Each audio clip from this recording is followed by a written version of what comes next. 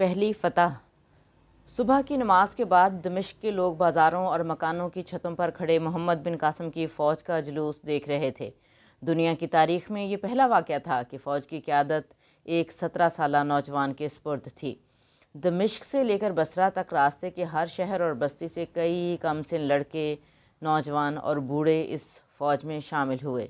कूफा और बसरा में मोहम्मद बिन कासिम की रवानगी की इत्तला मिल चुकी थी और नौजवान औरतें अपने शौहरों, माएँ अपने बेटों और लड़कियां अपने भाइयों को नौजवान सालार का साथ देने के लिए तैयार रहने पर आमादा कर रही थीं।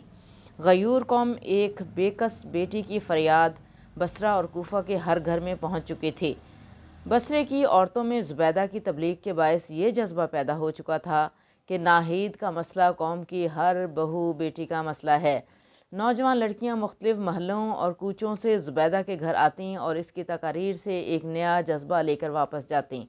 खराबी सेहत के बावजूद मोहम्मद बिन कासिम की वालिदा बसरा की मुअम्मर औरतों की एक टोली के साथ जहाद की तबलीग के लिए हर मोहल्ले की औरतों के पास पहुँचती।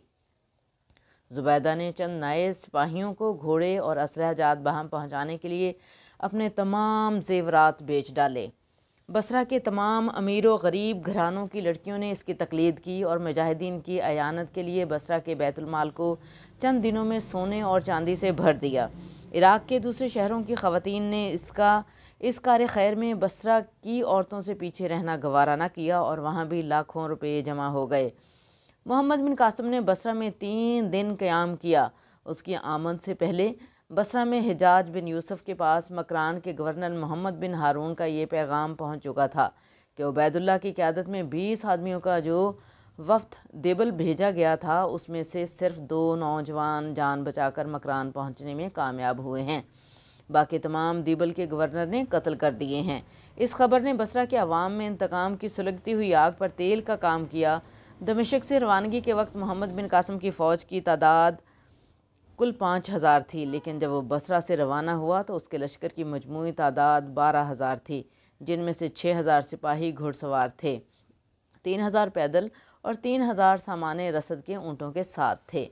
मोहम्मद बिन कासिम शराज से होता हुआ मकरान पहुँचा। मकरान की सरहद अबूर करने के बाद लसबेला के पहाड़ी इलाके में उसे बहुत सी मुश्किलात का सामना करना पड़ा। भीम सिंह 20,000 फ़ौज के साथ लसबेला के सिंधी गवर्नर की अयानत के लिए पहुंच चुका था। उसने एक मजबूत पहाड़ी किले को अपना मरकज़ बनाकर तमाम रास्तों पर अपने तीर अंदाज बिठा दिए।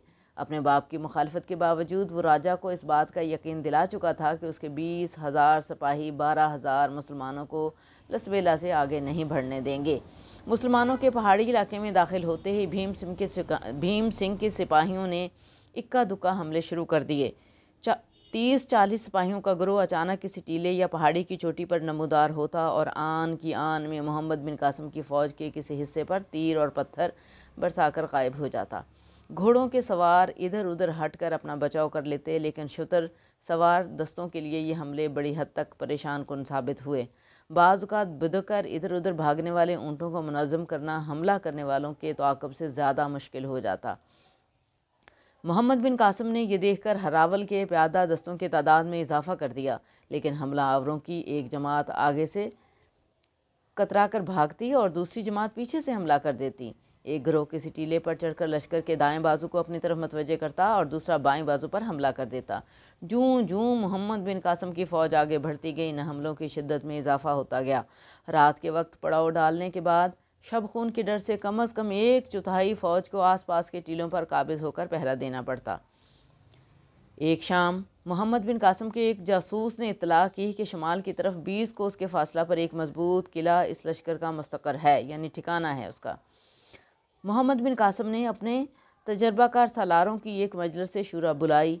बाज़ सलारों की ये सलाह थी कि इस रास्ते को छोड़कर समंदर के साहिल के साथ साथ निस्बतन हमवार रास्ता अख्तियार किया जाए। हम इस किले से जिस कदर दूर होंगे उसी कदर इन हमलों से महफूज रहेंगे, लेकिन मोहम्मद बिन कासिम इनसे मुत्तफ़िक ना हुआ। उसने कहा, जब तक ये इलाका दुश्मन से पाक नहीं होता हमारा आगे बढ़ना ख़तरे से खाली नहीं। ये किला उनके दिफा की अहम चौकी है। मुझे यकीन है कि इस किले की फ़तह हो जाने के बाद दुश्मन ये तमाम इलाका खाली करने पर मजबूर हो जाएगा और दुश्मन के जो सिपाही यहाँ से फ़रार होंगे वो दीबल पहुँचकर एक शिकस्त खुर्दा जहनीत का मुजाहरा करेंगे। लेकिन अगर हम यहाँ से कतरा कर निकल गए तो इनके हौसले बढ़ जाएंगे और हमारा उकब हमेशा गैर महफूज रहेगा। हमारा पहला मकसद इस किले को फ़तह करना है। इस किले की फ़तह के बाद अगर पहाड़ियों में फैले हुए लश्कर की तादाद काफ़ी हुई तो वो इस इलाके में हमारे साथ फ़ैसला कुन जंग लड़ने की कोशिश करेगा। अगर उसमें भी हमारी बेहतरी है और इसमें भी हमारी बेहतरी है, मैं समझता हूँ कि हमारी पेशकदमी रोकने के लिए इस किले के मुहाफ़िज़ों की ज़्यादा तादाद आसपास की पहाड़ियों पर मुनक़सिम है। मैं आज सूरज निकलने से पहले इस किले पर हमला करना चाहता हूँ और इस मकसद के लिए मैं अपने साथ फ़कत 500 प्यादा सिपाही ले जाना चाहता हूँ। आप बाकी फ़ौज के साथ रात भर पेशकदमी जारी रखें। इसका नतीजा ये होगा कि वो लोग चारों इतराफ़ का ख्याल छोड़कर आपका रास्ता रोकने की फ़िक्र करेंगे। चांदनी रात में आपके लिए आगे बढ़ने का रास्ता ज़्यादा ख़तरनाक साबित होगा।